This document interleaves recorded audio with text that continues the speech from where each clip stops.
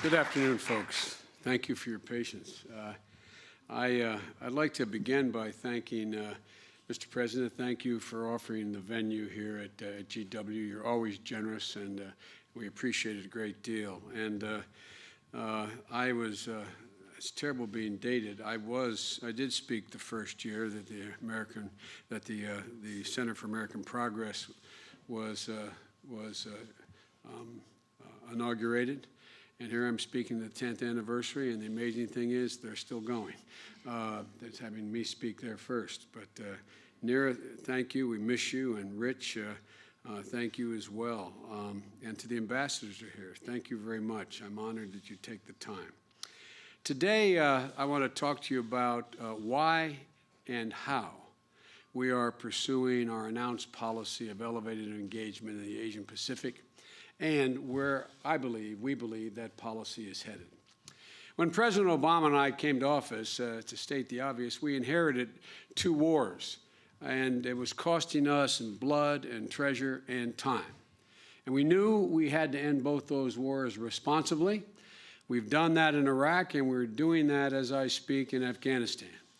We'll obviously continue to be engaged in both places, and of course we'll continue to take the fight to al-Qaeda and its affiliates there or wherever they are. But winding down those two wars has allowed us to turn to the opportunities that reflect the realities of a fast-changing world. We ask ourselves two things in the review of how to proceed. Where should we focus additional attention and resources that would enable us to create greater opportunity at home and generate greater growth, economic growth around the world? And where must we make strategic investments that are required to enhance not only our security, but global stability? Both, I say to the ambassadors, both pointed to the Asia-Pacific. In terms of the Asia-Pacific region, stretching from India to the Pacific nations of the Americas, is home to a middle class of about 1 billion people. Some of the fastest growing growth rates in the world are within that region. Emerging markets whose choices will shape the character of the entire global economy are within that purview. So we reached out. We reached out to deepen economic ties and promote open markets and a rule-based competition for the 21st century. We finished a free trade agreement with South Korea, as well as deals with Panama and Colombia. We launched negotiations on a new Trans-Pacific partnership that will connect diverse economies as diverse as Singapore and Peru. We've worked toward a more constructive economic relationship with China, including through the Strategic Economic Dialogue, and I opened the 5th round of that dialogue just last week. In terms of security, we undertook a major strategic review at the Defense Department and with our security personnel and how to assess our global posture and where do we need to evolve to match the moment. In the Asian Pacific, we saw a region of remarkable promise, but also of genuine uncertainty and political risk. Many nations have experienced rapid economic transformation that has fundamentally created a new dynamic, rising ambitions and rising tensions. But the rules and norms that can provide predictability to deal with both those changes, the order needed remained incomplete. We are focused on the risks of disruption of commerce, proliferation, human disasters, conflict between nations, and the persistent threat posed by North Korea.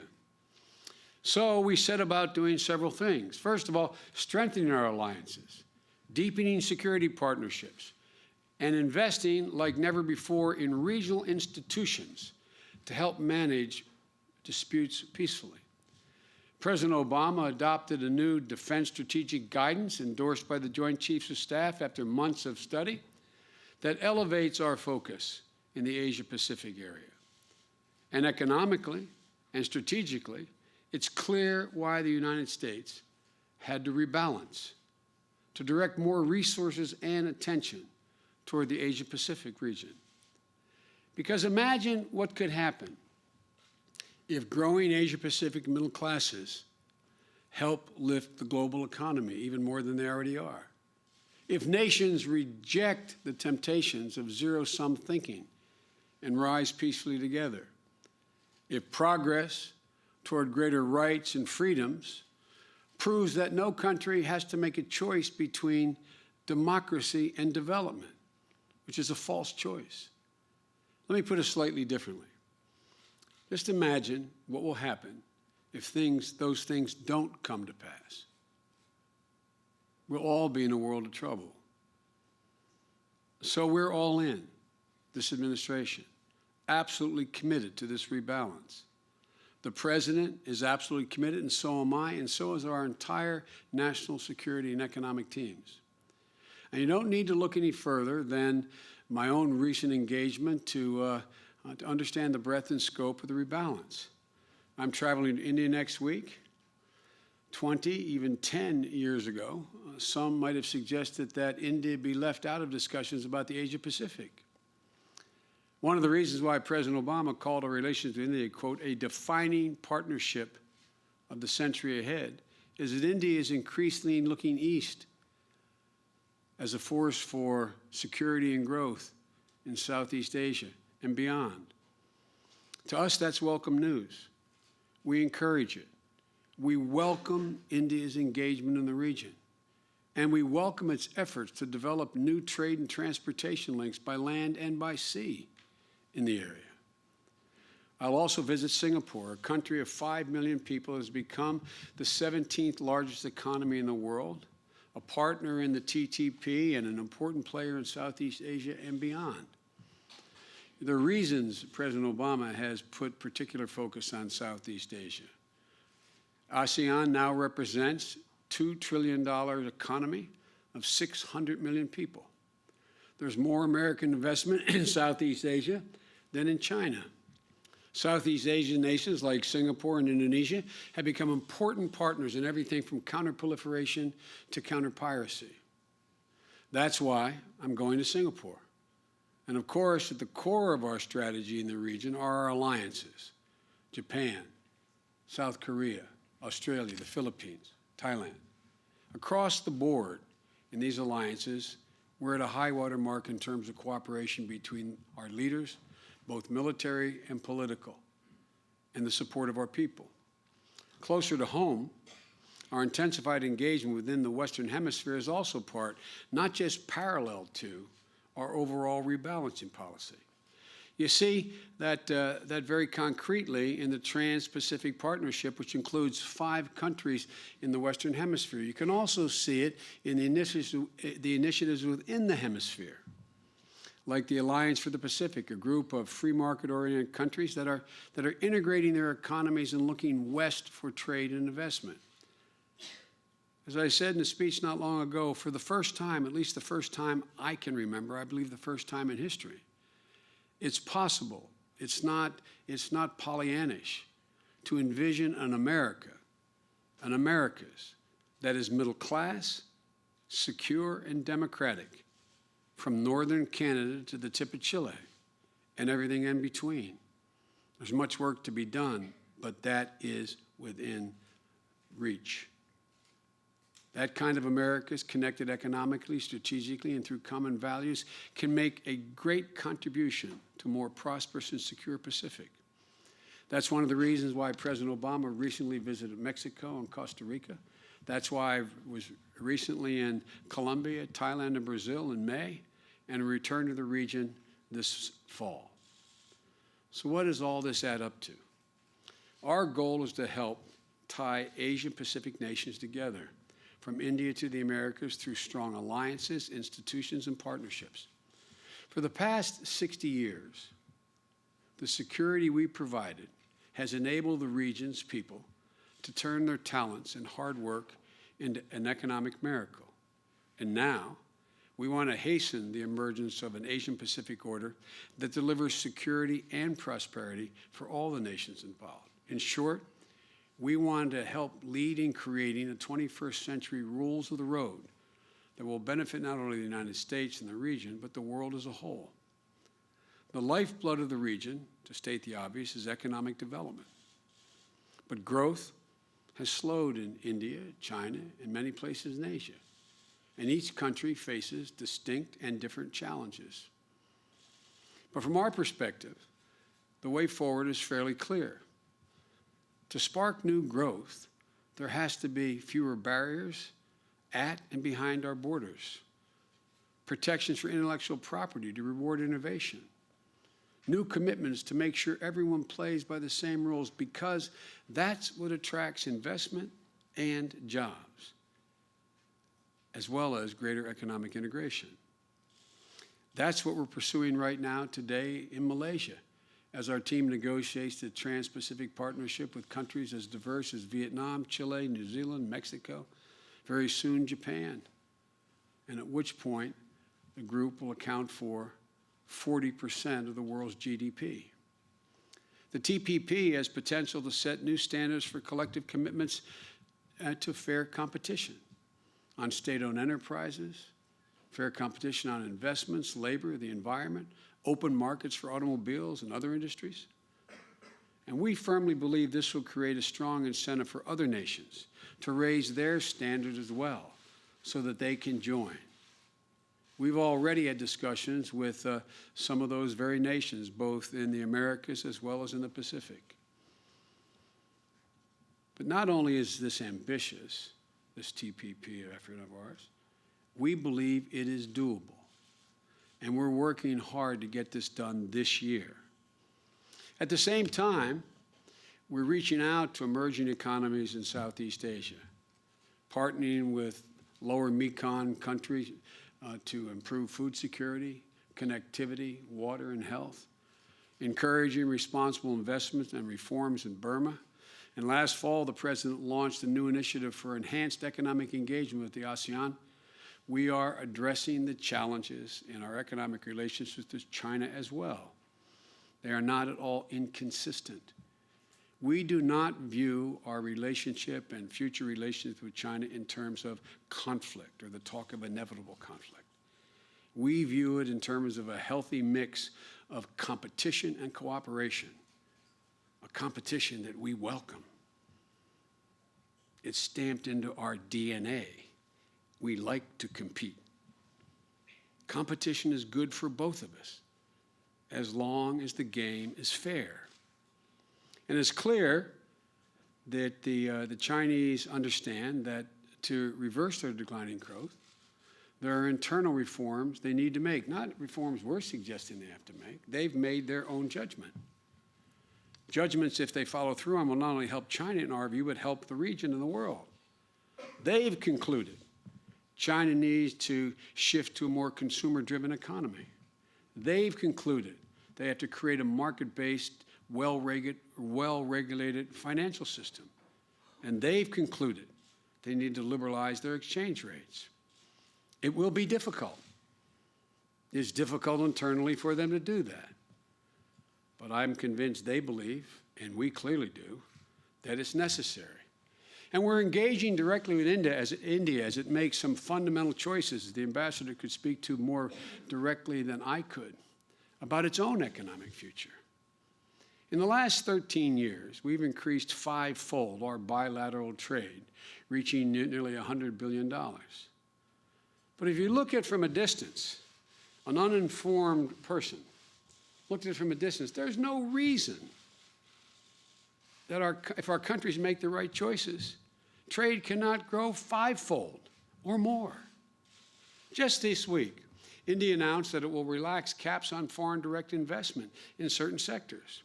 We still have a lot of work to do on a wide range of issues, including the civil nuclear cooperation, bilateral investment treaty, policies protecting innovation. There's a lot of work to do. But we believe going with an open mind and listening, as well as making our case, we believe it can be done. As we all strive for greater growth, we have to recognize that the impact of climate change also has an impact on growth as well as security. This is a priority for the President and for me. America now has the lowest level of carbon emission in 2 decades. And we're determined to move further. And in the process, where we can, where our technological capability is available, also help other countries do the same. That's why we're working with ASEAN to promote investment in clean energy, why we're helping Pacific Island nations mitigate the effects of rising sea levels. They are rising. We just concluded an agreement with China to reduce the use of pollutants called HFCs that cause climate change. And there's no reason we cannot do more with India as well. That's why Secretary Kerry agreed to an enhanced dialogue with India on climate change this last month. Look, economic growth, maybe at the core of all we're saying, economic growth critically depends on peace and stability. That's why we have to be, there have to be 21st century rules of the road, not only in the economic sphere, but also with regard to security. With regard to maritime disputes, it's critical that all nations have a clear understanding of what constitutes acceptable international behavior. That means no intimidation, no coercion, no aggression, and a commitment from all parties to reduce the risk of mistake and miscalculation. My dad, God love him, used to have an expression, Joey, the only war that's worse than one that's intended is one that is unintended. The prospects where we're so close cheek to jowl for mistakes are real. So it's in everyone's interest that there be freedom of navigation, unimpeded lawful commerce, respect for international laws and norms, and peaceful resolution of territorial disputes. That's why I encourage China and ASEAN to work even more quickly to reach an agreement on a code of conduct in the South China Sea. Setting clear rules is the first step to managing these disputes. And the U.S. has a strong interest in seeing that happen as well. With regard to North Korea, the one thing I think everyone now agrees on, we agree that its nuclear and missile program present a clear and present danger to stability in the area, in East Asia in particular. That's why we're working closely with our allies, Japan and South Korea. But we're also working more closely than the 40 years I've been engaged with China and with Russia. In light of North Korea's recent provocative behavior, we welcome President Xi's important statement achieving a denuclearized Korean Peninsula as that being a Chinese priority. Not just something they wish for, but a priority. We welcome that firm assertion. Now North Korea is calling for dialogue. As my mother would say, I've seen this movie before. We've been there before. But we are ready. We are ready. But only if North Korea is prepared to engage in genuine negotiations. We will not countenance North Korea's pattern of provoking a crisis and then insisting they be rewarded in order to cease and desist from the actions they are taking. We've been there before, only to find that once they've gotten the space or the aid they need, they return to the same provocative, dangerous behavior and continue their nuclear march. North Korea can have peace and prosperity like the rest of the region, but only without nuclear weapons. North Korea has a clear choice. It can choose a better path for its people or continue down the road they're on. Make no mistake about it, though. We are open to engaging with any nation that's prepared to live up to its international obligations. That's what we did in Burma. And I think most would say we're already seeing some tangible benefits from that engagement. So we've got a full agenda ahead of us in Asia, and we're committed to seeing it through. But as I travel around the world and I'm heading to India, I'm about to cross the 700,000-mile barrier since vice president, not counting the previous 36 years. But I hear questions wherever I go. Questions in Asia about whether we're truly committed to this rebalance. I've also heard questions in my recent trips to Europe with European leaders about whether or not we're going to be leaving Europe behind. It should be clear in its face, we're not leaving Europe. I recently spoke to the European nations, NATO members and EU members in Munich, and I said that Europe remains the cornerstone of our engagement with the rest of the world. That is a fact. We're not going anywhere. As a matter of fact, we're absolutely convinced that our engagement in the Pacific is in the overwhelming self-interest of Europe. We're convinced the combination of new transatlantic economic agreements that we're now negotiating and the Trans-Pacific Partnership I've discussed, they reinforce one another. They are not at odds with one another. Together, they're designed to update and strengthen the global economic rules of the world in the 21st century. Europe, just like us, will benefit greatly as well from stability in the Pacific, in Asia. And by the way, there's no reason why we cannot bring greater focus to the Asian Pacific and keep our eye on the ball in the Middle East. Folks, that's what big powers do. To use the vernacular, we can walk and chew gum at the same time. That's what big powers do.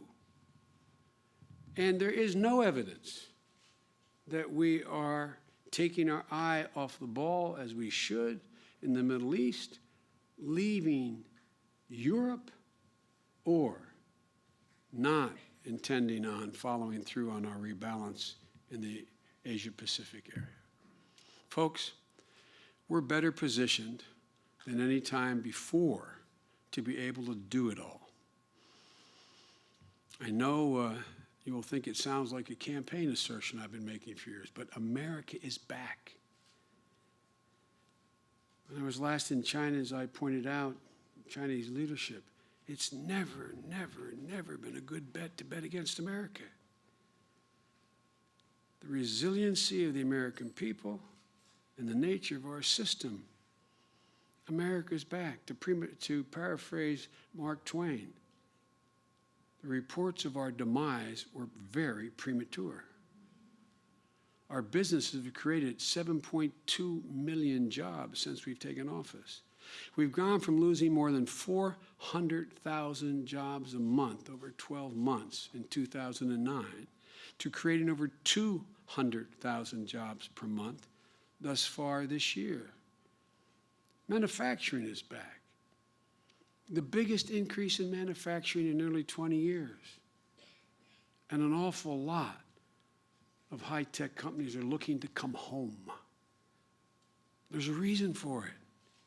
American workers are incredibly productive, 3 times as productive as Chinese workers, to give you one example. They can be assured their intellectual property will be protected. We have a transparent court system that will enforce contracts. Our deficit is down more than 50% as a share of the economy since we took office. Household wealth, over $17 trillion in household wealth was lost in the Great Recession we inherited. It's all back. We're producing more energy from all sources.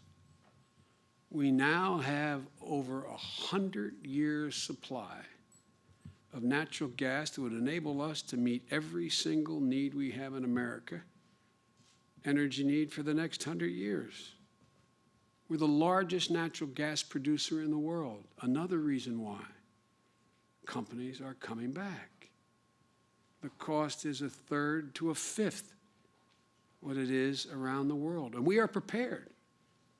We're prepared to help other countries as well. Our oil imports are the lowest they've been in the last 20 years. And I believe, if my colleagues from abroad will forgive me, I believe we remain the most innovative country in the world.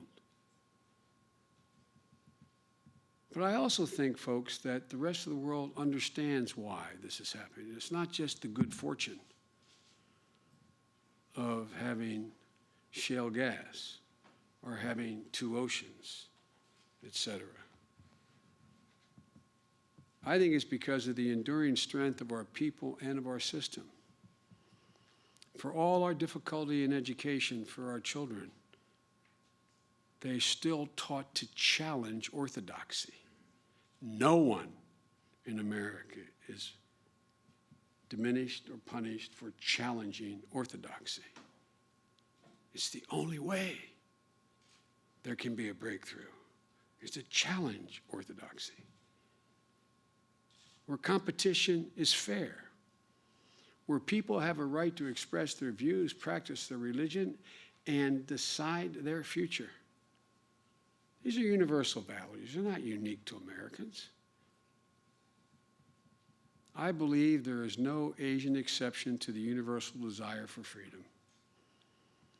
And the issues that young people are seized with all across Asia and the world, corruption, land rights, pollution, food and product safety, these are all fundamentally linked to openness and transparency, to greater rights and freedom. In my humble opinion, no nation has to adopt the exact system we have, and that's not what I'm suggesting at all. But it's awful hard to be innovative where you can't breathe free. It's awful hard to make significant technological breakthroughs where orthodoxy is the norm. In my humble opinion, the very things that have made us such a prosperous, innovative, and resilient nation are openness, a free exchange of ideas, free enterprise, and liberty, all of which have their downsides. As we've recently seen in Boston and other places, they have downsides. But we would not trade them for all the world. Presumptuous of me to say, because I never tell another leader what's in their interest, never tell another country what they should do. But I believe these elements are the fundamental ingredients for success for any nation in the 21st century. You know, there was that famous line by the founder of Apple when asked at Stanford, "What do I have to do to be more like you?" And his response was, "Think different." You can only think different where you can think freely, where you can breathe free air. So let me conclude by saying, we see, as Neri said, this is not a zero-sum game. It's overwhelmingly in our interest that India continues to grow. It's overwhelmingly in our interest that China grows. It's overwhelmingly in our interest that the world economy grow. Because we believe Asia's success is fundamentally linked to ours. So the President and I are going to continue to reach across the ocean, both east and west, particularly to the indispensable Pacific nations, to help us shape a prosperous future for America, for their people, and I would argue, for the world. Thank you all for being so gracious and listening. Thank you.